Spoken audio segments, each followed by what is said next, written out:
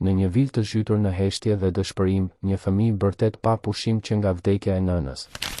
Të gjitha kujdestaret dështuan, por një grua pa formim e qetëson vajzën me një vështrim të vetëm. Ajo që zbulon nxjerrën në dritë të vërteta të rrezikshme dhe shansin për një shërim të papritur. Para se të fillojmë, bëhuni pjesë e familjes son këtu në kanal, abonohuni tani, lini pëlqimin tuaj, na ndihmon jashtëzakonisht shumë në punën tonë dhe shkruani në komente nga cili qytet po na ndiqni. Më pëlqen shumë të di se deri ku arrin historitë tona. Heshtja e rëndë që duhej të mbretëronte në atë shtëpi luksoze në lagjen e bllokut në Tiranë, thyej vazhdimisht nga klithma që të çanin shpirtin. Mirela Kola mbante fort dorezën e çantës së saj të punës ndërsa ecte përgjatë trotuarit me kaldrëm, duke vëzhguar vilat madhështore që ngriheshin si kështjella prej xhami dhe betoni. Në moshën 42 vjeçare, ajo e njihte mirë atë rutinë pastrimi në rezidenca të standardit të lartë, por kur nuk kishte dëshmuar diçka të tillë si ajo që e priste atë mëngjes të ftohtë qershori. Interfoni gumëzhiti kur ajo shtypi butonin dhe një zëburri i lodhur dhe i ashpër u përgjigj nga ana tjetër. Mirela? Hyr, të lutem. Porta u hap automatikisht duke zbuluar një kopsht të kuruar me përpikëri, ku trëndafilat e kuq binin në kontrast me barin e përsosur. Por ajo bukuri e jashtme nuk arrinte të maskonte atmosferën e rëndë që buronte nga shtëpia trekatëshe, me dritaret e saj me xham të errët që dukeshin si sy të mbyllur, duke shmangur shikimin e botës. Mirela punonte prej 4 vitesh për kompaninë e pastrimit, shtëpi e përkryer dhe ishte mësuar me diskrecionin që kërkonte puna. Rezidenca si ajo kërkonin padukshmëri, efikasitet të heshtur dhe, mbi të gjitha, aftësinë për të injoruar dramat personale që her pas here zbuloheshin mes dyrëve të hapura dhe bisedave telefonike.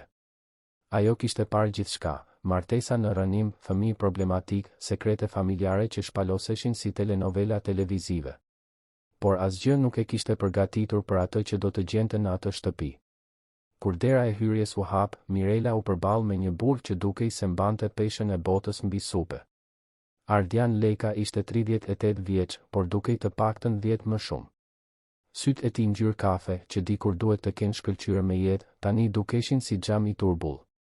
Flokët e errët ishin të shpupurishur, mjekra e parruar tregonte një histori netësh pa gjumë, dhe rrobat e tij të zhubrosura sugjeronin se ai kishte kaluar edhe një natë tjetër në divanin e sallonit. Mirela vuri re se duart e tij dridheshin lehtë kur e përshëndeti. Faleminderit që erdhe, tha Ardiani me zë të ngjirur. E di që situata këtu është e komplikuar. Ata shpjegoi Mirela e agjencisë. Ajo tundi kokën në shenjë pohimi, duke kujtuar bisedën e shkurtër që kishte pasur me mbikëqyrësen e saj një ditë më parë.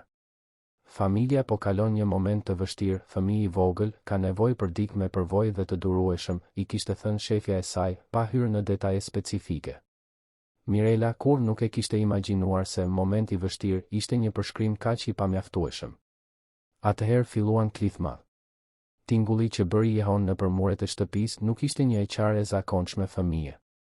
Mirela kishte rritur 3 fëmijë të saj dhe ishte kujdesur për 10 nipër e mbesa gjatë jetës. Njihte çdo lloj të qare, nga uria, gjumi, inati, dhimbja, lazdrimi. Por kjo ishte ndryshe. Ishte një klithmë e thellë, e mbushur me tmerr të pastër, sikur fëmia po përballej me përbindësha që vetëm ajo mund t'i shihte. Tingulli dukej se çante ajrin, duke krijuar një atmosferë dëshpërimi që të ngrinte qimet e krahëve përpjell. Ardiani mbylli sytë dhe kaloi duart nëpër fytyrë, sikur të përpiqej të fshinte ekzistencën e tij. Kështu është prej 6 muajsh, përshpëriti ai. Që kur? Ai u ndal në mes të fjalisë, duke gëlltitur fjalët që refuzonin të dilnin. Që kur gruaja ime, Lulieta, u desh të shtrohej në spital. Ajo pati një krizë psikologjike shumë serioze pas një aksidenti me makinë. Nuk mundi më të përballonte presionin, amësinë, jetën. Mjekët thanë se ajo ka nevojë për trajtim intensiv në një klinikë të specializuar. Mirela ndjeu një shtrëngim në zemër. Ajo e dinte se çdo të thoshte të luftoje kundër vështirësive të jetës, çdo të thoshte të ndjeje se toka po hapej nën këmbët e tua. Po vajza, pyeti ajo butësisht. Elena. Ajo është 1 vjeç e 2 muaj. Ishte drita e syve të Lulietës. Kur Lulieta u shtrua, Elena thjesht hyri në dëshpërim. Sikur e di se diçka e tmerrshme ka ndodhur, por nuk arrin ta kuptoj se çfarë. Ardiani eci drejt dritares së sallonit duke shikuar kopshtin pa i parë vërtet lulet që çelnin në diellin e mëngjesit. Kam provuar gjithçka. Kam punësuar dadot më të mira të Tiranës. Profesioniste me vite përvojë të specializuara në kujdesin ndaj fëmijëve, disa madje edhe me formim në psikologji fëmijërore. Klithmat u bën më të larta, më të dëshpëruara. Mirela mund të dëgjonte anktin e vërtet në zërin e atij fëmije dhe instinkti i saj amnor foli më fort se çdo protokoll profesional. Sa dado kanë kaluar këtej? 18, u përgjigj Ardiani me hidhërim në zë. 18 gra të kualifikuara që nuk duruan të qëndronin as edhe një javë. E fundit, Fatimja, ishte një zonjë me përvojë, me 15 vjet profesion. Ajo doli nga këtu dje duke qarë, duke thënë se kur nuk kishte dëshmuar diçka të tillë. Tha se klithmat e Elenës nuk ishin normale, se diçka shumë e gabuar po ndodhte. Mirela gëlltiti pështymën. Po mjekët? Çfarë thon ata? E kam çuar Elenën te 5 pediatër të ndryshëm. Të gjithë thonë se fizikisht ajo është mirë. Kemi bërë analiza gjaku, tomografi, teste neurologjike. Asgjë. Psikologët e fëmijëve flasin për traumë emocionale, por asnjë trajtim nuk ka dhënë rezultat. Ardiani u kthye duke e parë Mirelën me sy lutës. Nuk di më çfarë të bëj. Nuk arri të punoj, nuk arri të fle, nuk arri as ta shikoj vajzën time pa ndjerë se po dështoj si baba. Klithmat pushuan pa pritur duke krijuar një heshtje edhe më shqetësuese se zhurma e mëparshme. Mirela vuri re se Ardiani u tensionua, sikur priste që në çdo moment makti të fillonte përsëri. Ajo ndalon se qari ndonjëherë, shpjegoi ai, por është gjithmonë e përkohshme. 10 minuta, maksimumi, dhe pastaj rifillon.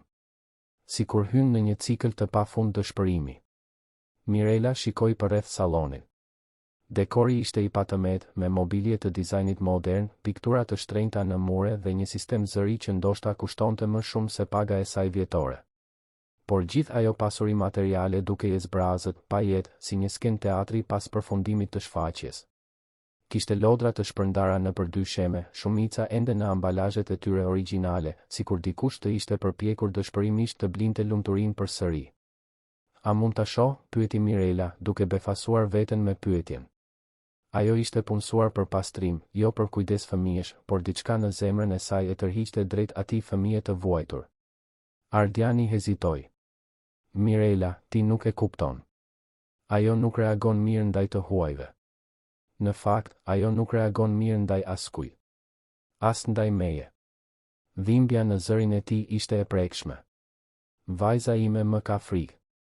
Sa herë që unë hyj në dhomën e saj, klithmat bëhen edhe më të këqija. Sikur unë jam përbindëshi që ajo ka frikë. Por Mirela tashmë po ecte drejt shkallëve që çonin në katin e 2. Diçka e pashpjegueshme e udhëhiqte, një intuit që ajo nuk mund ta injoronte. Ardiani e ndoqi duke përshpëritur paralajmërime për atë që mund të gjente, për mënyrën se si Elena do të reagonte keq ndaj pranisë së një tjetër të huaje. Dhoma e vajzës ishte në fund të korridorit. Dera ishte gjysmë e hapur dhe Mirela mund të dëgjonte një frymëmarrje të shpejtë që vinte nga brenda. Kur e shtyu butësisht derën, zemra gati sa nuk i ndaloi. Në cep të dhomës, e mbledhur si një kafshë e plagosur, ishte një vajzë e vogël me flokë kaçurel ngjyrë kafe.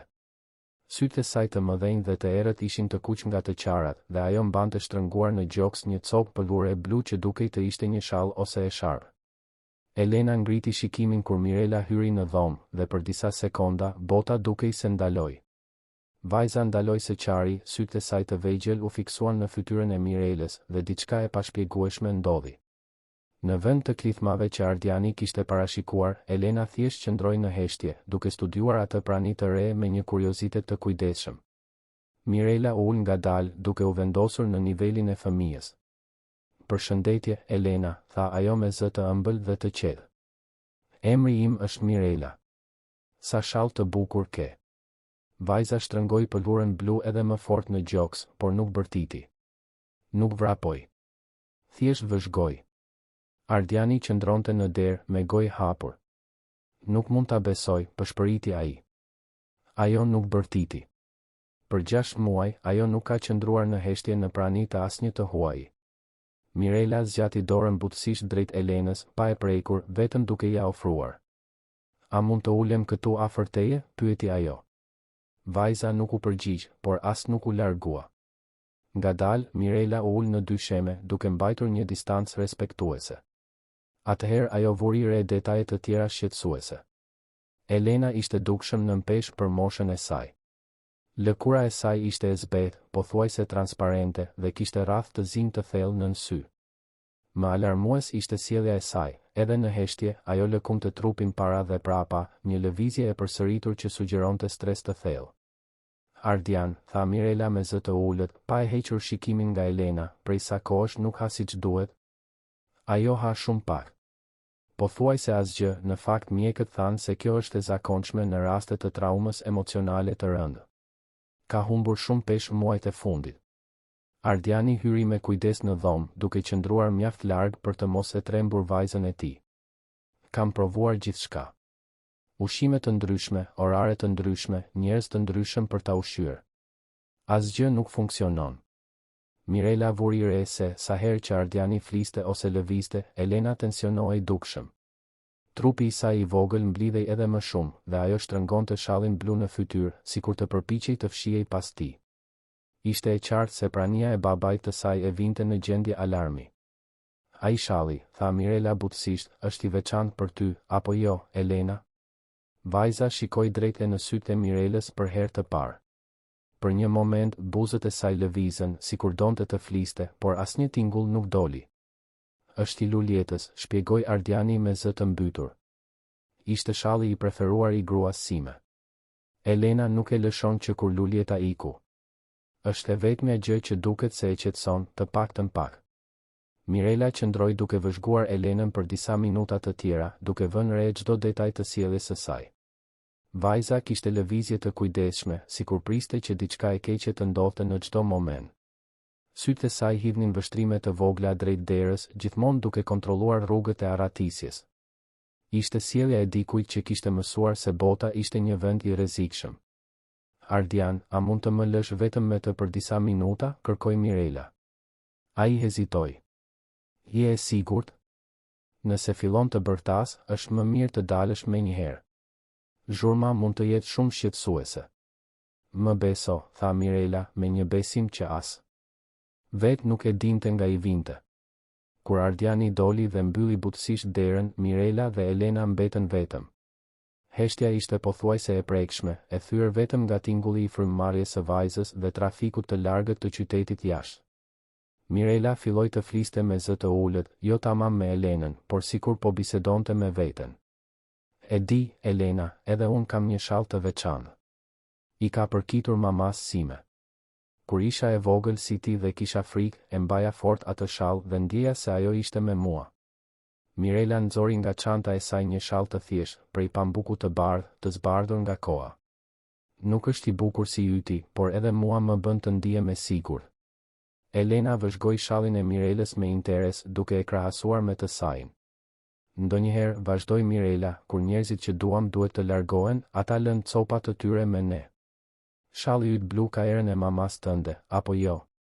Dhe kjo të bën të kujtosh për këdhelit e saj. Për disa çaste, Elena dukej se po i përpunonte këto fjalë. Pastaj, diçka e jashtëzakonshme ndodhi. Ajo lëshoi njërën dorë nga shalli dhe zgjati një gisht të vogël drejt shallit të Mirelës. Nuk arriti ta prekte, por gjesti ishte i mjaftueshëm që Mirela të dinte se një lidhje ishte krijuar. E di, tha Mirela, duke e ruajtur me kujdes shallin e saj, unë erdha këtu sot për të pastruar shtëpinë. Por ndoshta mund të bëj edhe gjëra të tjera. Ndoshta mund të qëndroj këtu me ty për pak kohë, nëse ti dëshiron. Elena nuk u përgjigj verbalisht, por për herë të parë në 6 muaj, një fëmijë 1 vjeçar u ndje mjaftueshëm i sigurt për të mbyllur syt në pranitë e një të huaji. Mirela mbeti ulur në dysheme, duke vëzhguar atë shpirt të vogël të plagosur më në fund të relaksohej, edhe pse vetëm për disa momente. Kur Ardiani u kthye në dhomë 20 minuta më vonë, gjeti një skenë që nuk e kishte parë prej gjysmë viti. Vajza e tij flinte paqësisht dhe një grua që kishte ardhur si punonjëse pastrimi, por që qartësisht zotëronte një dhunti të veçantë për të shëruar zemrat e thyra. Kur Ardiani pa vajzën e tij duke fjetur në krahët e një të huaje, për herë të parë në 6 muaj, iu desh të mbështetej në pragun e derës për të mos rënë. Lotët që prej kohësh përpiqej t'i mbante, më në fund rodhen lirshëm nëpër fytyrën e tij, të heshtur dhe të mbushur me një lehtësim kaq të thellë saqë i shkaktonte dhimbje në gjoks. Mirela e shikoi me mirëkuptim, duke i bërë një shenjë me dorën e lirë që të qëndronte në heshtje, për të mos e zgjuar Elenën. Minutat u zvarritën si orë. Ardiani vëzhgonte vajzën e tij të merrte frymë me qetësi, diçka që nuk kishte ndodhur prej kaq shumë kohësh saqë ai kishte harruar se si ishte tingulli i një shtëpie në paqe. Elena kishte fytyrën e relaksuar, grushtat e vegjël më në fund të hapur, shallin blu të sëmës ende të sigurt në krahët e saj, por pa tensionin dëshpërues të zakonshëm. Ishte sikur, për herë të parë që kur Lulieta ishte shtruar, vajza kishte gjetur një strehë të sigurt. Mirela qëndronte e palvizur, duke e lënë Elenën të pushonte në prerin e saj, por sytë e saj vëzhgues nuk pushonin se ekzaminuari detajet që dadote më parshme ndoshta nuk i kishin vënë re. Thonjtë e vajzës ishin të ngrënë deri në mish të gjallë, një sjellje vetë shkatëruese shqetësuese për dikë kaq të re. Kishte shenja të vogla të kuqe rreth kyçeve të duarve, sikur ajo të kishte zakon të gërvishtej kur ishte nervoze. Por ajo që i tërhoqi më shumë vëmendjen Mirelës ishte një erë pothuajse e padukshme, e ëmbël dhe medicinale, që dukej se buronte nga vetë fëmia. Kur Elena më në fund u zgjua, 40 minuta më vonë, nuk pati klithma. Ajo hapi sytë e mëdhenj dhe të errët, shikoi drejt Mirelës dhe, për habin e të gjithë të pranishmëve, skicoi diçka që mund të konsiderohej një buzëqeshje. Ishte e ndrojtur, hezituese, sikur ajo të kishte harruar si të buzëqeshte dhe po përpiqej të kujtojë, por ishte aty. O Zot, pëshpëriti Ardiani, duke hyrë me kujdes në dhomë. Kisha kaq shumë kohë pa e parë të buzëqeshte. Por sapo Elena vuri re praninë e të atit, transformimi ishte i menjëhershëm dhe shkatërues. Trupi i saj i vogël u ngurtësua plotësisht, sytë ju zgurdulluan nga tmerri, dhe ajo u shtrëngua edhe më shumë pas Mirelës, sikur të përpiqej të shkrihej me të për t'i shpëtuar ndonjë rreziku të afërt. Nuk arriti të bërtiste, por u duk qartë se ishte në panik. Mirela ndjeu një shtrëngim në zemër kur dëshmoi atë reagim. Ardian, tha ajo butësisht, ndoshta është më mirë të largohesh pak. Lëre të mësohet me praninë tënde gradualisht. Dhimbja në fytyrën e Ardianit ishte e dukshme. Të shije vajzën tënde të kishte frikë ishte një torturë që asnjë prind nuk duhej ta përjetonte. Nuk ishte kështu më parë, tha ai, duke u tërhequr në korridor. Elena më donte. Ajo qeshte kur unë vija në shtëpi, zgjaste krahët drejt meje, flinte në gjoksin tim. Pas aksidentit me Lulietën, pas shtrimit në spital, sikur unë jam fajtori për gjithçka që ndodhi.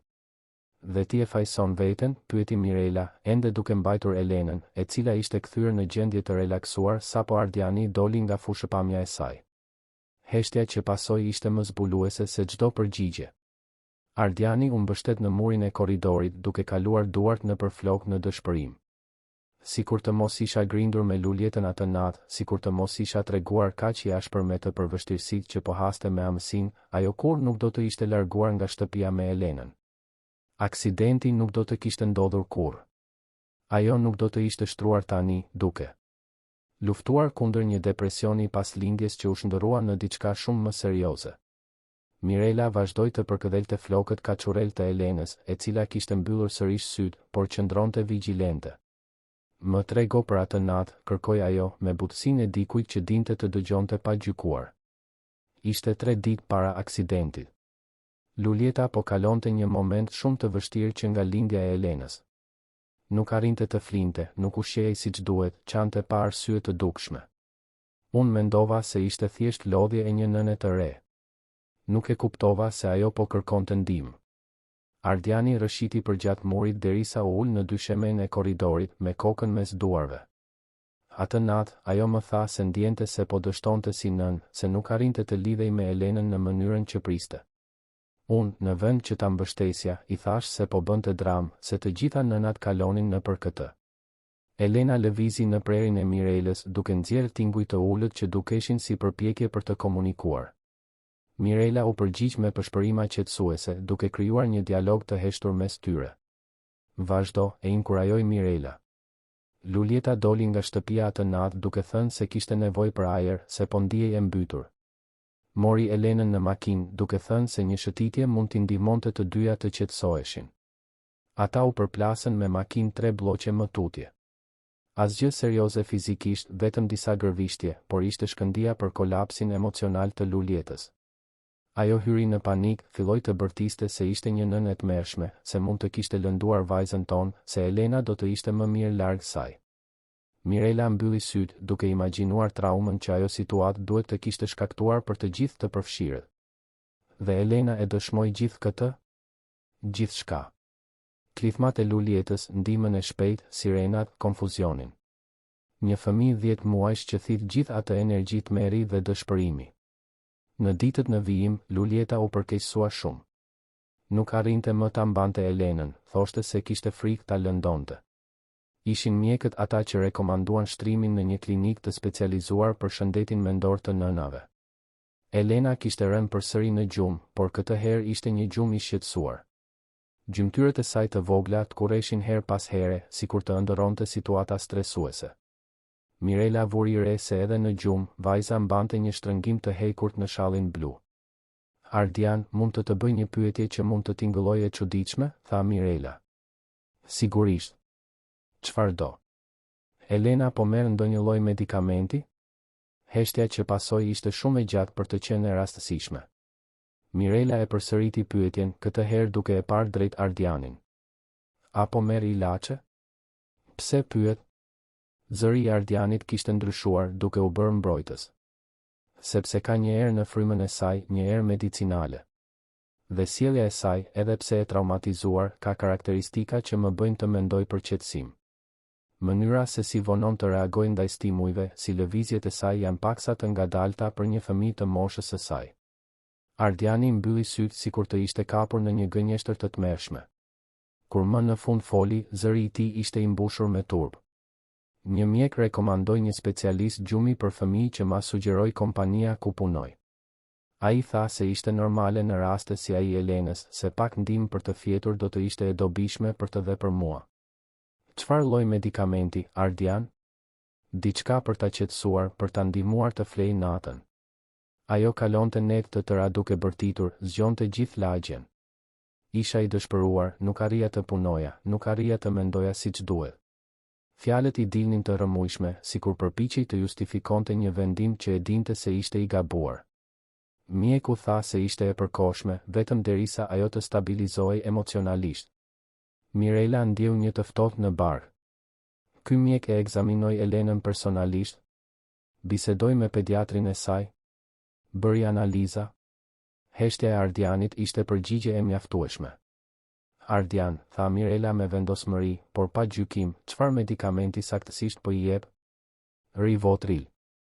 Gjysmë tablete e tretur në qumësht, çdo natë para gjumit. Mirelës ju desh të bënte një përpjekje të ndërgjegjshme për të mos ndryshuar tonin e zërit dhe për të mos e zgjuar Elenën.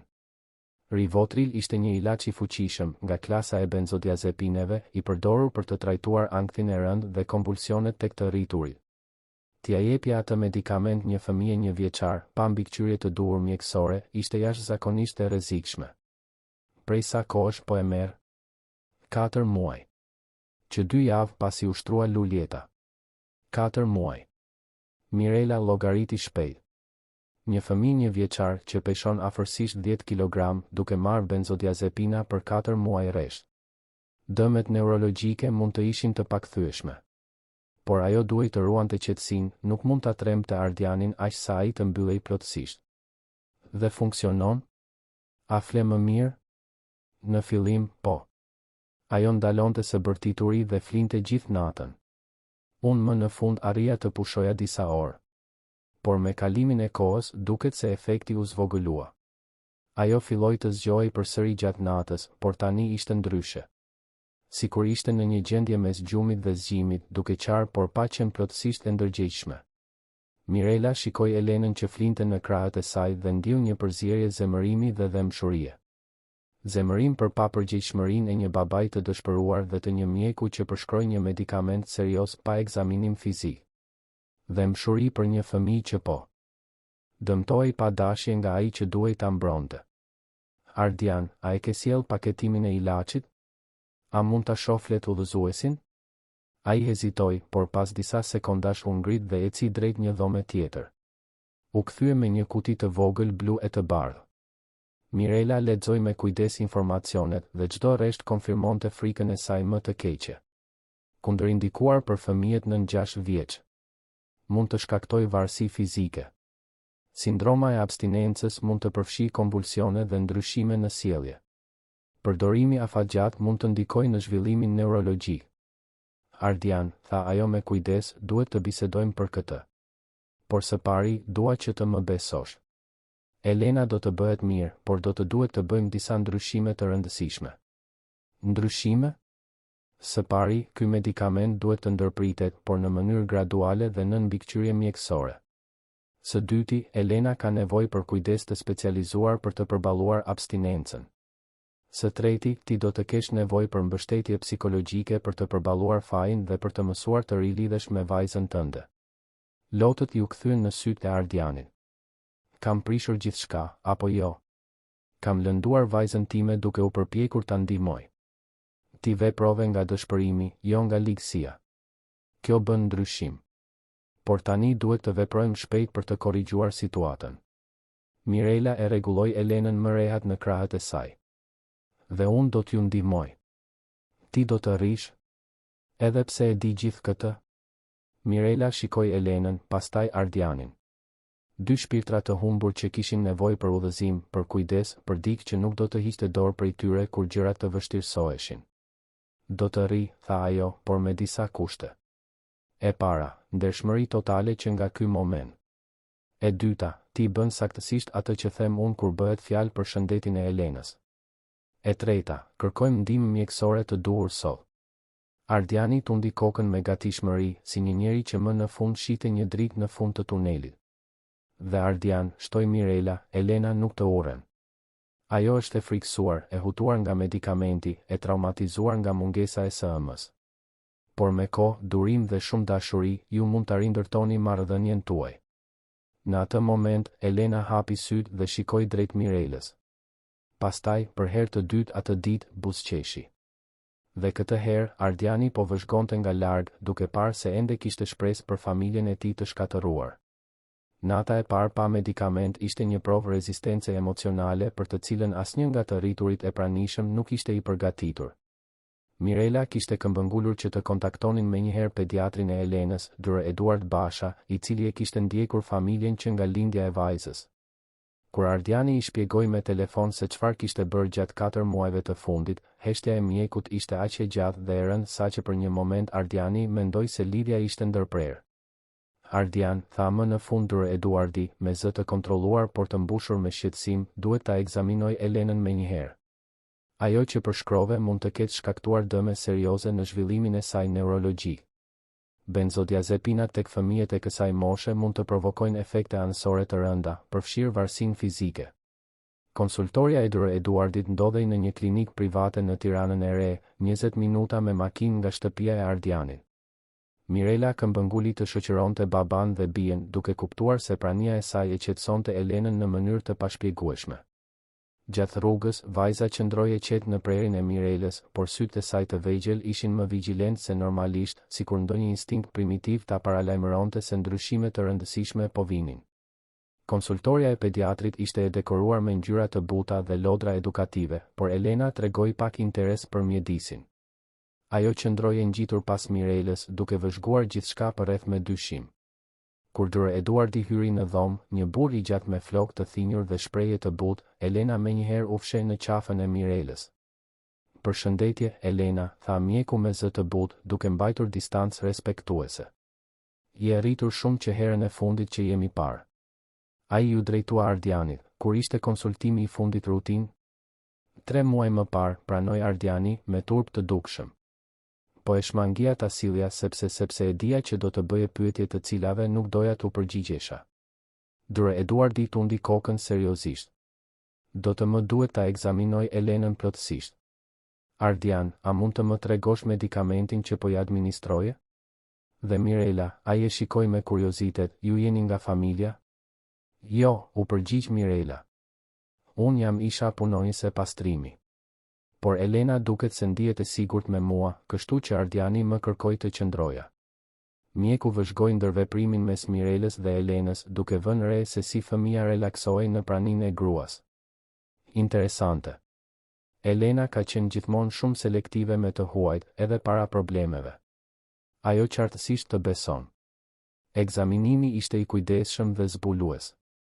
Dure Eduardi ekzaminoi reflekset e Elenës, testoi koordinimin e saj motorik, verifikoi peshën dhe gjatësinë e saj dhe bëri një sër pyetjesh të detajuara rreth sjelljes së vajzës. Ajo që zbuloi ishte alarmante. Elena është rreth 3 kg në peshën ideale për moshën e saj. Reflekset e saj janë paksa të zvogëluara, gjë që përputhet me përdorimin afatgjatë të benzodiazepineve. Më shqetësues akoma është zhvillimi i saj i të folurit. Në moshën 14 muajshe, ajo duhet të fliste të paktën 5 deri në 10 fjalë të thjeshta. Ajo nuk tha asnjë fjalë gjatë gjithë ekzaminimit. Ardiani gëlltiti pështymën. Çfarë do të thotë kjo? Do të thotë se duhet të veprojmë shpejt për të kthyer mbrapsht efektet e medikamentit. Lajmi i mirë është se fëmijët e kësaj moshe kanë një aftësi mbresëlënëse për të rikuperuar, për sa kohë trajtimi është i duhuri. Dure Eduardi ju kthye Mirelës. A do të ishit e gatshme të ndihmonit në procesin e rikuperimit? Elena qartësisht ndihet e sigurt me ju dhe kjo do të jetë vendimtare në ditët në vijim. Mirela shikoi Elenën, e cila kishte rënë në gjumë në krahët e saj gjatë ekzaminimit. Po, tha ajo, pa hezitim. Bëj ç'mos të ndihmoj. Shkëlqyeshëm. Tani, për heqjen e medikamentit. Nuk mund ta ndalojmë thjesht menjëherë. Elena mund të ketë sindrom abstinence, e cila tek fëmijët mund të përfshijë nervozizëm ekstrem, çrregullime gjumi, dridhje dhe madje edhe konvulsione. Do ta ulim dozën gradualisht gjatë një jave. Ai përshkroi një orar të detajuar, 3/4 e dozës për 2 ditë, gjysmën e dozës për 2 ditë, 1/4 e dozës për 2 ditë dhe pastaj ndërprerje të plotë. Gjatë kësaj periudhe, Elena ndoshta do të jetë shumë e irrituar dhe mund të ketë vështirësi për të fjetur. Ju duhet të përgatiteni për net të vështira. Doktor, pyeti Mirela, a ka diçka që mund të bëjmë për ta ndihmuar Elenën të përballojë sikletin pa përdorur medikamente? Po.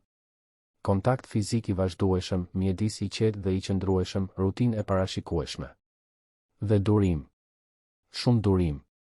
Dure Eduardi shikoi seriozisht Ardianin. Ardian, Elena nuk do të përmirësohet brenda natës. Do të përballeni me ditë shumë të vështira para se të shihni progres real. Por nëse ndjekim protokollin siç duhet, ajo mund të rikuperohet plotësisht. Kur u kthyen në shtëpi në fund të pasdites, Mirela mori një vendim që i befasoi të gjithë, përfshirë veten e saj. Ardian, unë do të qëndroj këtu sonte. Elena do të ketë nevojë për kujdes të vazhdueshëm dhe ti ke nevojë për mbështetje. Mirela, nuk ke nevojë ta bësh këtë. Ke bërë më shumë se sa mund të prisja nga kushto. Nuk është çështje nevoje, tha Mirela, duke rregulluar Elenën, e cila ishte zgjuar gjatë rrugës së kthimit. Është çështje dëshire. Ky fëmijë ka nevojë për kujdes dhe ju të dy keni nevojë për ndihmë. Fëmijët e mi janë tashmë të rritur, unë jetoj vetëm. Mund t'i përkushtohem kësaj për ditët e ardhshme. Ardiani qëndroi në heshtje për disa momente, duke përpunuar bujarinë e asaj gruaje që kishte hyrë në jetën e tyre vetëm 12 orë më parë. Pse po e bën këtë për ne? Ti as nuk na njeh. Mirela shikoi Elenën, e cila luante e shpërqendruar me shallin blu të sëmës. Sepse ndonjëherë jeta na vendos në vendin e duhur, në kohën e duhur për të bërë ndryshimin. Dhe sepse çdo fëmijë meriton të ndihet i sigurt dhe i dashur. Nata e parë ishte një provë rezistence fizike dhe emocionale. Elena mori vetëm 3/4 e dozës së zakonshme dhe efektet ishin të menjëhershme. Rreth orës 10 të natës, kur normalisht ajo do të ishte thellësisht e qetësuar, Elena filloi të shfaqte shenja nervozizmi. Fillimisht ishin rënkime të ulta, pastaj shqetësim dhe në fund, klithma që dukej se vinin nga thellësitë e shpirtit të saj. Mirela dhe Ardiani ndërroheshin për të provuar ta qetësonin. Asgjë nuk funksiononte për shumë kohë. Elena qante me orë të tëra, ndalonte për disa minuta kur Mirela e përkunte dhe pastaj rifillonte me intensitet edhe më të madh. Rreth orës 3 të mëngjesit, ajo kishte zhvilluar një temperaturë të ulët dhe dridhje të herpashershme në duar. Ajo po vuan, tha Ardiani, ulur në dyshemen e dhomës, dukshëm i raskapitur. Ndoshta duhet t'i japim dozën e plot vetëm për sot, për t'ia lehtësuar vuajtjen. Jo, tha Mirela me vendosmëri, edhe pse edhe ajo ishte e raskapitur. Dërë Eduardi ishte shumë i qartë. Nëse kthehemi pas tani, do të na duhet të rifillojmë gjithë procesin. Elena është e fortë. Ajo do t'ja dalë ta kaloj këtë. Por të shije atë fëmijë të vogël duke luftuar kundër efekteve kimike që as nuk i kuptonte, ishte zemërthyese. Elena djersitej, dridhej dhe sytë e saj të vegjël ishin të kuq nga të qara. Shalli blu i së ëmës ishte i lagur me lodh. Ishte rreth orës 4 të mëngjesit kur ndodhi diçka e papritur. Elena ishte në prerin e Mirelës duke qarë më but tani, kur papritur ajo shikoi drejt Ardianit dhe zgjati një dorë të vogël në drejtim të tij. Nuk ishte një lëvizje aksidentale. Ishte e qëllimshme, sikur ajo e dinte se kishte nevojë për ngushëllimin e të dy të rriturve për të përballuar atë moment të vështirë. Ardiani mbeti i ngrirë. Ajo po më kërkon të afrohem? Ngadalë e udhëzoi Mirela.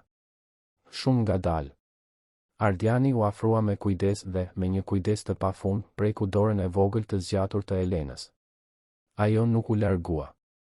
Përkundrazi, mbylli gishtat e vegjël rreth gishtit tregues të atit. Ishte një moment i vogël, pothuajse i parëndësishëm për një vëzhgues të jashtëm, por për Ardianin përfaqësonte shenjën e parë se ndoshta, vetëm ndoshta, ai mund ta rindërtonte marrëdhënien me vajzën e tij.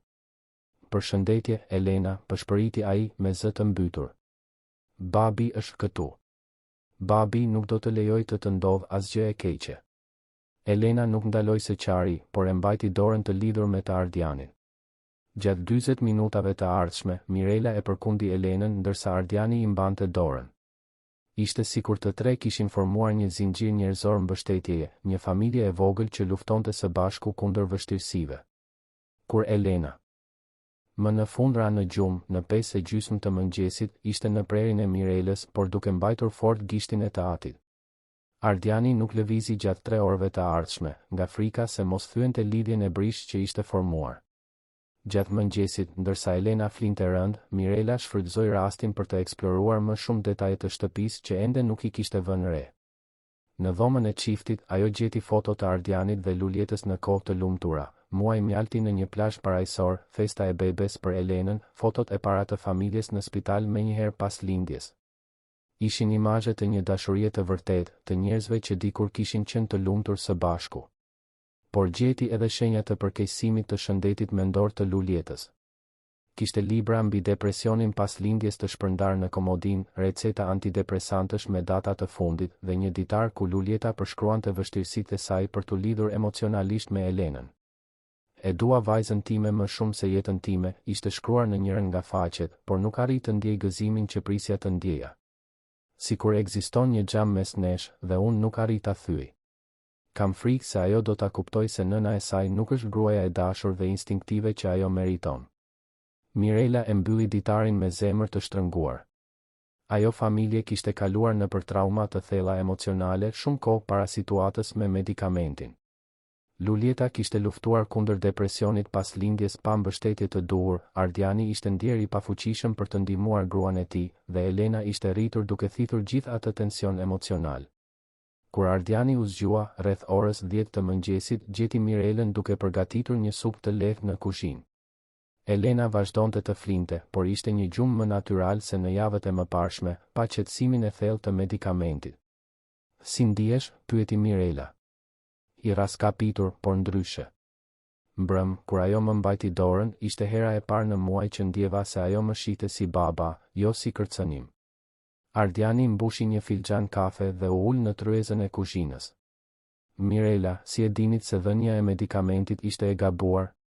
A keni formim mjekësor? Jo. Por kam rritur 3 fëmijë dhe jam kujdesur për shumë fëmijë gjatë jetës. Ka disa gjëra që i mëson vetëm me përvojë. Dhe kishte diçka në sjelljen e Elenës që nuk përputhej me traumën e thjesht emocionale.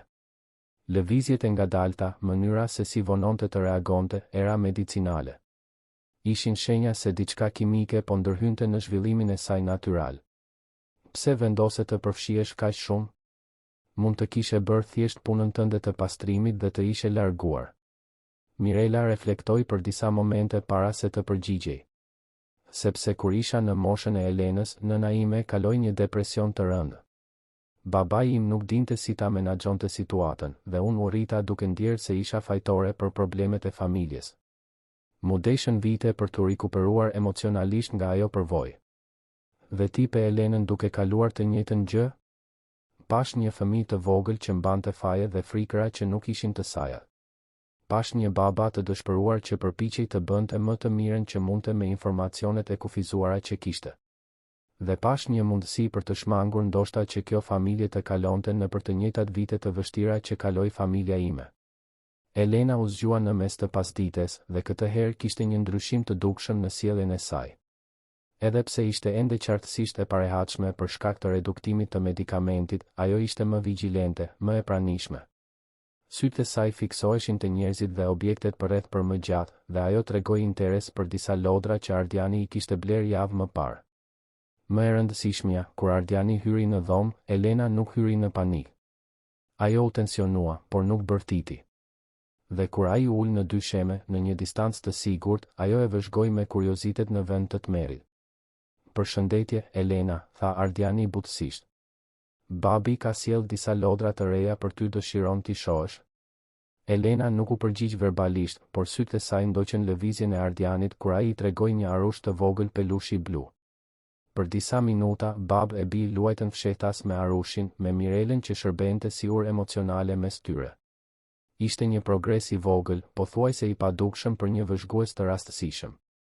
Por për një familje që kishte kaluar 6 muaj në luftë emocionale, ato pak minuta paqeje përfaqësonin fillimin e një udhëtimi shërimi që ende do të ishte i gjatë, por që më në fund duke i mundur. Java e dytë solli ndryshime që askush nuk i kishte parashikuar. Elena ishte zyrtarisht pa medikamente prej 3 ditësh dhe megjithse simptomat fizike të abstinencës ishin zvogëluar ndjeshëm, sjellja e saj po transformohej në mënyra befasuese. Ishte sikur, pak nga pak, personaliteti i vërtet i vajzës po dilte nga një mjegull kimike që e kishte mbajtur të shtypur për muaj të tërë.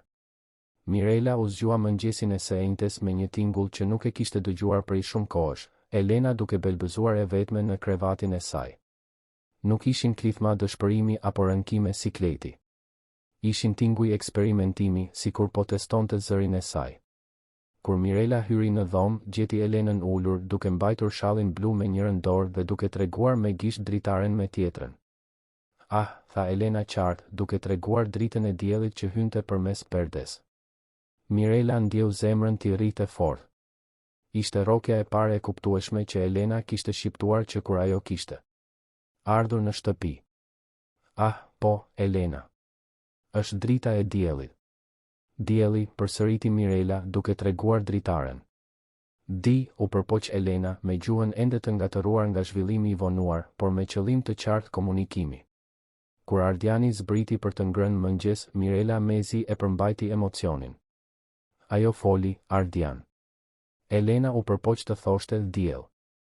Është shenja e parë e vërtet se zhvillimi i saj i të folurit po rikuperohet. Ardiani la filxhanin e kafes në lavaman dhe vrapoi për në dhomën e Elenës. Kur arriti atje, vajza ishte në prerin e Mirelës, por këtë herë nuk tregoi frikë kur e pa. Përkundrazi, ajo e shikoi drejt në sy dhe tregoi me gisht drejt tij. Pa, tha ajo, eksperimentalisht. Lotët erdhën para se Ardiani të mund t'i kontrollonte. Pa ishte fillimi i papi. Pas muajsh të tëra duke u ndjerë si një huaj kërcënues në jetën e vajzës së tij, më në fund kishte një njohje, një përpjekje për lidhje verbale. Ashtu është, Elena. Papi. Unë jam papi, tha ai, duke u afruar ngadalë dhe duke u ulur në karrigen pranë krevatit. Elena e vëzhgoi për disa momente duke përpunuar. Pastaj, me një përpjekje të dukshme, ajo provoi përsëri, papa. Progresi në ditët në vijim ishte i jashtëzakonshëm. Elena filloi të eksperimentonte me fjalë të tjera, ma për Mirelën, le për shallin blu që nuk e lëshonte kur, qa për çaj kur donte të pinte diçka, dhe jo të artikuluar qartë kur nuk donte diçka. Ishte sikur po rikuperonte muaj të tërë zhvillimi gjuhësor brenda pak ditësh. Por transformimi i vërtet po ndodhte në dinamikën familjare. Ardiani kishte marrë 2 javë leje nga puna për t'iu përkushtuar plotësisht rikuperimit të Elenës, dhe për herë të parë që nga lindja e saj, ai ishte vërtet i pranishëm si baba. Ai mësoi të ndëronte pelenat siç duhet, të identifikonte llojet e ndryshme të qarit, të lexonte sinjalet jo verbale që Elena jepte kur ishte e uritur, e përgjumur apo thjesht donte vëmendje. Mirela e vëzhgonte këtë transformim me kënaqësinë e dikujt që sheh një plan të suksesshëm të shpaloset, por edhe me melankolinë e dikujt që e di se misioni i saj aty po i afrohej fundit. Ardiani po bëhej babai që Elena kishte nevojë dhe megjithse prania e Mirelës ishte ende e rëndësishme, nuk ishte më thelbësore për funksionimin e asaj familjeje. Ishte të enjtën e javës së dytë kur erdhi telefonata që do të ndryshonte gjithçka. Ardiani ishte në kopsht me Elenën, duke u përpjekur t'i mësonte të identifikonte lulet e ndryshme kur i ra telefoni. Ishte Dr. Anton Krosi, psikiatri përgjegjës për trajtimin e luljetës në klinikën Rilindja, ku ajo ishte shtruar. Ardian, kam lajme të mira për luljetën. Ajo ka bërë progres shumë të rëndësishëm javët e fundit. Medikamentet antidepresive po funksionojnë mirë, terapia intensive po e ndihmon dhe ajo tregon shenja të qarta për mirësimi. Po shqyrtojmë mundësinë e daljes nga spitali muajin e ardhshëm. Ardiani ndjeu sikur bota ishte ndalur. Gjatë gjithë atyre muajve të vështirë, një pjesë e tij kishte dëshiruar dëshpërimisht që Luljeta të kthehej në shtëpi dhe të ndihmonte me Elenën. Por tani, kur më në fund po mësonte të ishte baba vetëm, lajmi solli ndjenja kontradiktore. Si po e përballon ajo idenë e kthimit në shtëpi? Dhe në lidhje me Elenën? Ky është pikërisht pika që duhet të diskutoj me ty Luljeta, e di se ka kaluar shumë kohë. Ajo është e paduruar të takojë përsëri vajzën e saj, por gjithashtu ka frikë se si Elena do të reagojë ndaj saj. Gjatë terapisë, kemi punuar intensivisht mbi çështjet e fajit amnor dhe traumën e aksidentit. Ajo është shumë më mirë, por e dim se ripërshtatja familjare do të jetë një proces delikat. Pasi mbylli telefonin, Ardiani mbeti ulur në kopsht, duke vëzhguar Elenën që luante me petalet e trëndafilit që kishin rënë në tokë. Si do t'ja shpjegonte një fëmijë 1 vjeçar se nëna që mezi e mbante mend po kthehej? Si do ta përballonte Luljeta faktin se Elena kishte krijuar lidhje të thella me Mirelën, një të huaj që ishte bërë figurë amësore zëvendësuese? Dhe si ndihej ai vetë në lidhje me kthimin e gruas së tij? Mirela e kuptoi menjëherë se diçka kishte ndryshuar në sjelljen e Ardianit. Gjatë darkës, ai ishte i largët, i humbur në mendime. Elena, tani shumë më e vëmendshme ndaj mjedisit emocional rreth saj, gjithashtu e vuri re tensionin dhe u bë më e lidhur se zakonisht. Çfarë ndodhi? Pyeti Mirela, pasi e vuri Elenën në gjumë. Ardiani i tregoi për telefonatën nga Dr. Krosi, për daljen e mundshme të Luljetës, për të gjitha dyshimet dhe frikërat që tani po i vërtiteshin në mendje. Duhet të isha i lumtur, tha ai, por kam frikë. Frikë se kthimi i Luljetës do të shkatërrojë gjithë progresin që ka bërë Elena. Frikë se unë do të kthehem të jem babai mungues dhe i padobishëm që isha më parë. Dhe frikë se Luljeta nuk do të arrijë të lidhet me Elenën në mënyrën që ajo ka nevojë. Mirela tundi kokën me mirë kuptim. Ardian, ti nuk je i njëjti person si 6 muaj më parë. Elena nuk është i njëjti fëmijë si 6 muaj më parë. Dhe Luljeta, nga sa më tregove, gjithashtu ka kaluar transformime të thella. Ju do të duhet të zbuloni së bashku si të jeni përsëri një familje. Po ti? Ti do të jesh këtu për të na ndihmuar në këtë tranzicion? Pyetja që bëri Ardiani bëri jehon në heshtjen e sallonit. Mirela ishte përpjekur ta shmangte mendimin për këtë çështje, por e dinte se do të vinte momenti për t'u përballur me realitetin. Ajo ishte përfshirë emocionalisht me atë familje në një mënyrë që shkonte shumë përtej përgjegjësive të saj profesionale. Elena ishte bërë si një bi për të dhe Ardiani ishte bërë një mik i vërtetë. Por ajo gjithashtu e dinte se familjet duhet të mësojnë të funksionojnë vetë. Ardian, unë do të jem këtu për sa kohë të keni nevojë për mua. Por ju të tre duhet të zbuloni si të jeni një familje pa u varur nga një person i jashtëm. Luljeta duhet të gjejë vendin e saj si nën përsëri, ti duhet të vazhdosh të jesh babai i pranishëm që je bërë, dhe Elena duhet të mësojë të besojë të dy prindërve. Atë natë, Elena u zgjua duke qarë rreth orës 2 të mëngjesit, por nuk ishin klithmat dëshpëruese të muajve më parë. Ishte një e qarë e zakonshme fëmije, lehtësisht e ngushëllueshme. Ardiani shkoi ta shihte dhe për habin e të gjithëve, ajo u qetësua menjëherë në krahët e tij. Ma, tha Elena, duke kërkuar Mirelën. Mirela po fle, shpjegoi Ardiani butësisht. Papi është këtu. Do uj? Do të këndoj?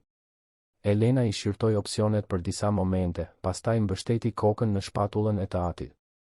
Pa, pëshpëriti dhe ra përsëri në gjumë. Ishte në atë moment që Ardiani e kuptoi plotësisht transformimin që kishte ndodhur.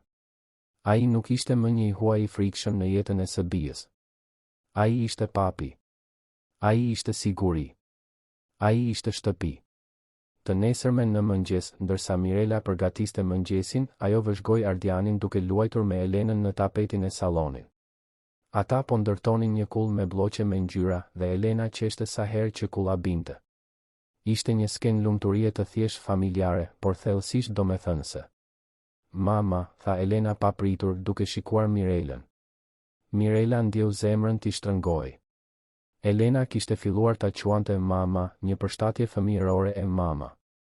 Ishte një njohje e rolit amnor që Mirela kishte marrë, por edhe një kujtesë e dhimbshme se ajo nuk ishte familja e saj e vërtetë. Unë jam Mirela, të kujtohet? Mirela, e korrigjoi ajo butësisht.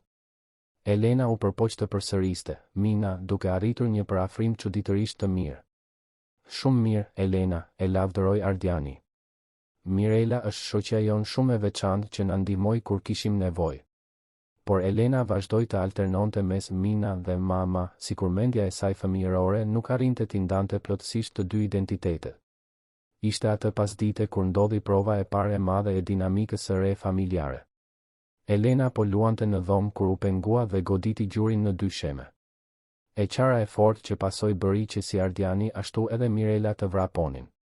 Por në vend që të drejtohej automatikisht te Mirela, siç kishte bërë për javë të tëra, Elena zgjati krahët drejt Ardianit. Papa, çau ajo, duke dashur ngushëllimin e të atit. Ardiani e mori në krah, i ekzaminoi gjurin e lënduar, e puthi në vendin e goditur dhe i përshpëriti fjalë qetësuese. Elena u qetësua shpejt duke pranuar ngushëllimin atëror pa rezerva. Mirela e vëzhgoi skenën me një përzierje gëzimi dhe melankolie. Gëzim sepse Ardiani më në fund kishte marrë plotësisht rolin e tij atëror. Melankoli sepse kjo do të thoshte se rëndësia e saj në jetën e asaj familjeje po zvogëlohej, siç edhe duhej të ishte. Atë natë, kur Elena ishte në gjumë, Ardiani dhe Mirela patën një bisedë që të dy e dinin se ishte e pashmangshme. Mirela, si ndihesh për kthimin e Luljetës? Nervoze, pranoi ajo. Elena ka krijuar një rutinë, një ndjenjë sigurie. Kthimi i nënës biologjike do t'i lëviz të gjitha këto. Dhe si ndihesh për faktin që nuk do të jesh më figura kryesore amësore për Elenën? Mirela vonoi të përgjigjej. Është gjëja e duhur për të ndodhur. Elena ka nevojë për nënën e saj të vërtetë, ti ke nevojë për gruan tënde, dhe Luljeta ka nevojë për shansin për të qenë nën përsëri. Por nuk do të gënjej, do të dhemë. Shumë. Ti gjithmonë do të jesh e rëndësishme për ne, tha Ardiani. Elena kur nuk do të harroj atë që bëre për të. Unë kur nuk do të harroj. E di, tha Mirela me një buzëqeshje të trishtuar. Dhe kjo tashmë është më shumë se sa mund të kisha kërkuar. Në fund të asaj jave të dytë, Elena fliste rreth 15 fjalë të ndryshme, hante normalisht, flinte gjithë natën dhe shfaqte afeksion fizik si për Ardianin ashtu edhe për Mirelën. Ishte një fëmijë krejtësisht i ndryshëm nga vajza e traumatizuar dhe e mjekuar që Mirela kishte gjetur 3 javë më parë. Por të gjithë e dinin se prova e vërtet ishte përpara, kthimi i Luljetës dhe nevoja për të rindërtuar një familje që ishte ndarë nga sëmundja mendore dhe ishte bashkuar nga shërimi emocional. Dita e kthimit të Luljetës agoi me një qiell të vrenjtur tipik të dimrit Tiranas, sikur vetë natyra të pasqyronte tensionin emocional që rrinte pezull mbi atë shtëpi në blok. Ardiani u zgjua para alarmit në 5:30 të mëngjesit me një nyje nervozizmi në stomak. Pas 4 muajsh e shtruar në klinikën Rilindja, gruaja e tij po kthehej në shtëpi dhe asnjë nga të përfshirët nuk e dinte me siguri se si do të ishte ky ribashkim. Mirela e kishte kaluar natën zgjuar duke organizuar mendërisht të gjitha detajet që duhej t'i kalonte Luljetës për rutinën aktuale të Elenës. Vajza tani flinte gjithë natën, hante perime që më parë i refuzonte, fliste më shumë se 20 fjalë të ndryshme dhe kishte zhvilluar një personalitet kurioz dhe të dashur. Por si t'ia shpjegojë një nëne se vajza e saj ishte transformuar plotësisht në mungesë të saj? Elena, natyrisht, nuk ishte e vetëdijshme për rëndësinë e asaj dite. Ajo u zgjua në 7 të mëngjesit si gjithmonë, duke kërkuar Mirelën me syt ende të përgjumur duke belbëzuar Mina me shqiptimin që ishte bërë shenja e saj dalluese. Ishte veshur me një tutin bojqielli të hapur që i theksonte sytë e errët dhe mbante fort shallin blu që nuk e lëshonte kurrë, gjurma e fundit e prekshme e nënës që mezi e mbante mend. Sot është një ditë e veçantë, Elena, tha Mirela, ndërsa i krete flokët kaçurel vajzës. Mamaja jote po kthehet në shtëpi. Elena anoi kokën duke përpunuar fjalën mama me përqendrimin e dikujt që përpiqet të deshifrojë një kod. Mama, pyeti, duke treguar me gisht Mirelën. Jo, e dashur. Mamaja jote e vërtet. Pronarja e shallit blu që ti e do aq shumë. Vajza shikoi pëlhurën në duart e saj, pastaj përsëri Mirelën me një shprehje të hutuar. Për të, Mirela kishte qenë gjithmonë figura amësore e pranishme. Ideja e një mame tjetër ishte një koncept shumë abstrakt për mendjen e saj 15 muajshe për ta kuptuar plotësisht. Ardiani ishte në kopsht duke prekur nervozisht bimët kur makina e klinikës ndaloi para shtëpisë. Durecrosi kishte këmbëngulur ta shoqëronte personalisht Lulietën këtë ditë të parë për të vëzhguar dinamikën familjare dhe për të ndërhyrë nëse ishte e nevojshme. Ardiani pa përmes gardit gruan që nuk e shihte prej 4 muajsh duke zbritur nga makina dhe zemra i rahu fort. Lulieta ishte dukshëm ndryshe. Kishte shtuar në peshë, flokët e saj ngjyrë kafe ishin të kuruara dhe të lidhura bisht dhe kishte një qetësi në lëvizjet e saj që Ardiani nuk e shihte prej shumë kohësh. Por kishte edhe ankth në sytë e saj kur shikoi shtëpinë ku vajza e saj po rritej patë. Ardian, tha Durecrosi, duke e përshëndetur në kopsht, si duhet t'i afrohet Lulieta Elenës? E dim se vajza ka kaluar trauma dhe ndryshime të rëndësishme. Ajo është shumë më mirë tani, tha Ardiani, por ende është e kujdesshme me të huaj. Dhe për të, Lulieta për fat të keq është bërë një e huaj. Fjalët e lënduan Lulietën si një thik, por ajo ishte përgatitur për këtë mundësi gjatë muajve të terapisë. E di se do të duhet kohë, tha ajo, me zë të mbytur por të kontrolluar. Jam e përgatitur ta rindërtoj marrëdhënien tonë nga e para, nëse është e nevojshme. Kur hyn në shtëpi, Mirela ishte në sallon me Elenën në preher, duke luajtur me disa bloqe me ngjyra. Vajza ishte e shpërqendruar, duke i grumbulluar dhe rrëzuar pjesët, kur pa pritur vuri re e praninë e të huajve. Sytë e saj u fiksuan fillimisht te Durecrosi, pastaj te Lulieta, dhe reagimi i saj ishte i menjëhershëm. Ajo u fsheh në qafën e Mirelës, duke kapur shallin blu si një mburoj. Lulieta ndaloi në hyrje të sallonit, duke parë për herë të parë në 4 muaj vajzën që e kishte lënë si një bebe qaraman dhe e gjente tani si një fëmijë të zhvilluar dhe të artikuluar. Lotët erdhën para se ajo të mund t'i kontrollonte. Ajo është kaq e madhe, pëshpëriti, kaq ndryshe. Lulieta, pyeti Elena nga preri i Mirelës, duke testuar emrin që e kishte dëgjuar Mirelën ta përmendte disa herë. Zemra e Lulietës u thye kur dëgjoi vajzën e saj të shqiptonte emrin e saj sikur të ishte një e huaj çfarëdo. Por Durecrosi e kishte përgatitur për këtë moment. Përshëndetje, Elena, tha ajo butësisht, duke u ulur në gjunjë për të qenë në nivelin e fëmijës, por duke mbajtur distancë respektuese. A të kujtohet ky shalli blu? Ishte i imi. Ti je kujdesur shumë mirë për të për mua. Elena shikoi pëlhurën në duart e saj, pastaj Lulietën duke përpunuar informacionin. Ngadalë, ajo ngriti shallin dhe e nuhati, siç bënte sa herë ishte nervoze ose kishte nevojë për ngushëllim. Dhe atëherë ndodhi diçka magjike.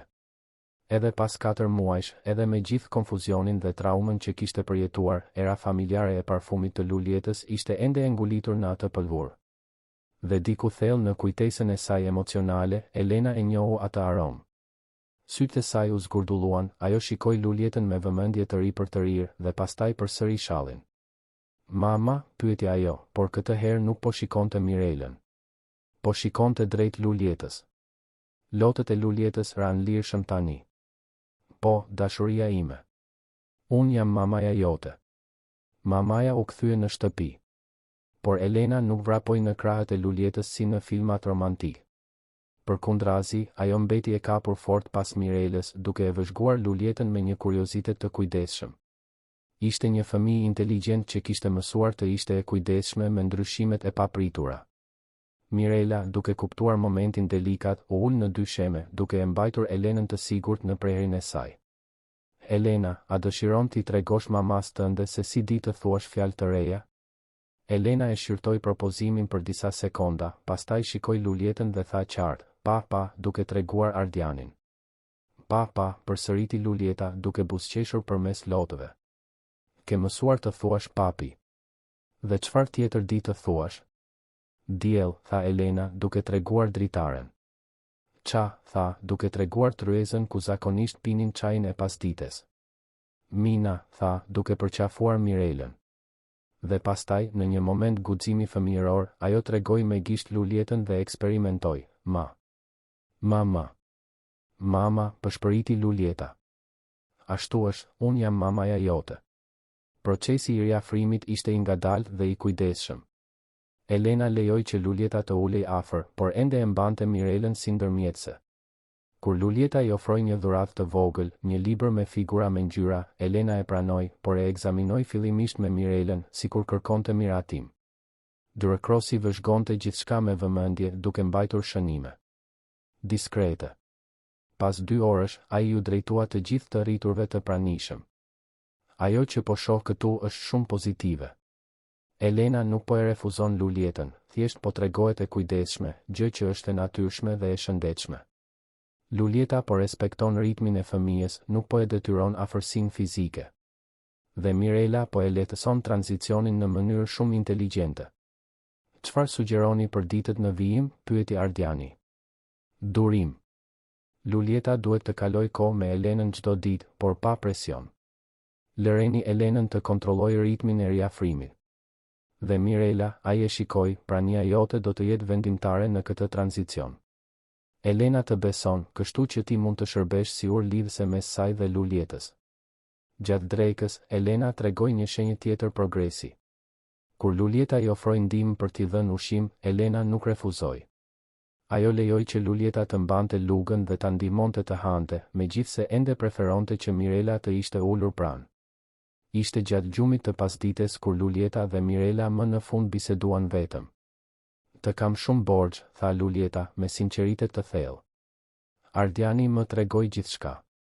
Si ishte Elena kur ti erdhe, medikamentin, si e ndihmove të rikuperohej. Kur nuk do të mund ta shpërblej atë që bëre për vajzën time. Nuk më ke asnjë borxh, u përgjigj Mirela. Bëra atë që çdo kush do të bënte në vendin tim. Elena është një fëmijë i veçantë që meriton gjithë dashurinë e botës. Por ti u bëre nëna e saj kur unë nuk munda të isha. Kjo duhet të ketë pasur shumë kuptim për ty. Mirela vonoi të përgjigjej duke zgjedhur fjalët me kujdes. Elena më mësoi se dashuria amësore nuk ka të bëjë me biologjinë. Ka të bëjë me praninë, kujdesin, përkushtimin. Ti gjithmonë ke qenë nëna e saj, Lulieta. Unë thjesht u kujdesa për të derisa ti të mund të ktheheshe. Dhe tani? Si e bëjmë këtë tranzicion? Elena qartësisht të do si nën. Me kohë dhe durim. Elena është inteligjente. Ajo do të mësoj se mund të më doj mua si shoqe të veçantë dhe të doj ty si mama. Zemra e një fëmije është mjaft e madhe për shumë lloje dashurie. Kur Elena u zgjua nga gjumi, ndodhi diçka që i befasoi të gjithë. Ajo u zgjua duke qarë nga një makth, siç ndodhte ende her pas here. Ardiani vrapoi për në dhomë, i ndjekur nga Mirela dhe Lulieta. Por në vend që të kërkonte automatikisht Mirelën, Elena zgjati krahët lart, pa specifikuar se për kë. Ishte Lulieta ajo që u afrua e para, instinktivisht. Makth, dashuria ime? Mamaja është këtu. Dhe Elena, ende gjysmë e përgjumur dhe e pambrojtur, lejoi që Lulieta ta merrte në krah. Ato u përqafuan së bashku, me Elenën që mbante shallin blu, por pranonte ngushëllimin amnor të Lulietës. Mama, përshpëriti Elena, më në fund duke përdorur fjalën për personin e duhur. Javët që pasuan ishin të përshtatjeve të vazhdueshme, por me progres të përditshëm. Elena gradualisht transferoi shumë nga nevojat e saj emocionale nga Mirela te Lulieta, por ruajti një dashuri të veçantë për gruan që ishte kujdesur për të gjatë muajve më të vështirë të jetës së saj. Mirela filloi të zvogëlonte gradualisht praninë e saj në shtëpi. Fillimisht, kalonte vetëm ditët atje duke u larguar natën. Pastaj, alternonte ditët. Më në fund, vizitonte vetëm 2 herë në javë, duke lejuar që familja të gjente ritmin e saj. Momenti më emocionues erdhi 3 muaj pas kthimit të Lulietës. Elena, tani 1 vjeç e gjysmë dhe duke folur fjali të thjeshta, po luante në kopsht me prindërit kur Mirela erdhi për një nga vizitat e saj të rregullta. Vajza vrapoi drejt saj, por jo me dëshpërimin e varësisë. Ishte vrapimi i gëzuar i një fëmije që sheh një person të dashur. Mina. Mina, bërtiti Elena, duke përqafuar këmbët e Mirelës. Pastaj e kapi për dorë dhe e tërhoqi drejt prindërve. Mama, papi, Mina. Ishte një prezantim. Elena po prezantonte familjen e saj me shoqen e saj të veçantë, duke integruar të gjitha pjesët e botës së saj në mënyrë harmonike. Shiko, Mina, tha Elena, duke treguar një pemë të vogël që kishin mbjellë në kopsht. Pema e mamas. Mirela shikoi pyetshëm Ardianin dhe Lulietën. Është një traditë që kemi filluar, shpjegoi Lulieta. Sa herë që Elena kalon një moment të rëndësishëm, ne mbjellim diçka në kopsht. Ajo është pema e kohës kur ajo rifilloi t'i besonte papit. Ajo atje është e kohës kur ajo tha mama për herë të parë për mua. Dhe ajo atje, ajo tregoi një trëndafil të lullëzuar, është e jotja. E imja? Pema e Mirelës, tha Elena, duke vrapuar drejt trëndafilit. E bukur, Mina. Mirela u ul në gjunjë pranë trëndafilit, me zemrën që i gufonte nga emocioni. Është gjëja më e bukur që kam parë ndonjëherë, Elena. Atë pas dite, ndërsa vëzhgonte Elenën duke luajtur e lumtur me prindërit biologjik, Mirela e dinte se misioni i saj aty ishte përmbushur. Ajo kishte ardhur si një punonjëse pastrimi dhe ishte bërë pjesë e historisë së shërimit të asaj familjeje. Por tani ishte koha t'i linte ata të shkruanin kapitujt e ardhshëm vetë. Kur u përshëndet atë pas dite, Elena e përqafoi fort dhe i tha, Mina kthehet. Sa herë të keni nevojë për mua, premtoi Mirela. Gjithmonë. 2 vjet më vonë, Mirela mori një ftesë martese. Ardiani dhe Lulieta kishin vendosur të rinovonin betimet e tyre martesore, duke simbolizuar rifillimin e familjes së tyre. Elena, tani 3 vjeç e gjysmë, ishte shoqëruesja e nuses. Gjatë ceremonisë të mbajtur në kopshtin e shtëpisë së tyre, Elena mbajti unazat e prindërve me njërin dorë dhe shallin blu, tani i zbardhur por ende i çmuar, me tjetrën. Kur e pyetën nëse donte të thoshte diçka për çiftin, ajo u kthye nga Mirela, e cila ishte ulur në rreshtin e parë, dhe tha qartë, Mirela na mësoi se familjet rregullohen me dashuri. Dhe aty, në atë kopsht ku dikur kishte vetëm dhimbje dhe konfuzion, lullzonin jo vetëm bimët që kishin kultivuar me kujdes, por një familje që kishte mësuar se shërimi vjen nga ata që më pak i presim në momentet kur kemi më shumë nevojë. Dhe se dashuria e vërtet ndonjëherë vjen e maskuar si një punë e zakonshme, e kryer nga njerëz të jashtëzakonshëm. Të dashur dëgjues, shpresojmë që udhëtimi i Elenës, Ardianit, Lulietës dhe Mirelës t'ju ketë prekur thellësisht zemrat. Kjo histori na kujton se shpëtimi shpesh vjen përmes njerëzve më të papritur, që mbërrin në jetët tona pikërisht në momentin e duhur. Ajo na mëson se familjet mund të shërohen, se fëmijët janë elastik dhe se dashuria e vërtet ndonjëherë duhet të jetë mjaft e duruar për të pritur momentin e duhur për të lullëzuar. Nëse ky rrëfim zgjoj emocione tek ju, nëse e gjetët veten të pasqyruar në ndonjë nga personazhet, mos hezitoni ta shprehni këtë. Shtypni butonin e pëlqimit, abonohuni në kanalin ton për të mos humbur asnjë nga historitë tona emocionuese dhe na tregoni në komente se cili moment ju preku më shumë. Çdo ditë, ne sjellim rrëfime që eksplorojnë cepat më të thellë të shpirtit njerëzor, histori që na bëjnë të qajmë, të buzëqeshim dhe mbi të gjitha, të besojmë në aftësinë e pafundme të transformimit që ekziston brenda secilit prej nesh. Deri në takimin e ardhshëm, ku një histori e re e pret ju. Emocionoj.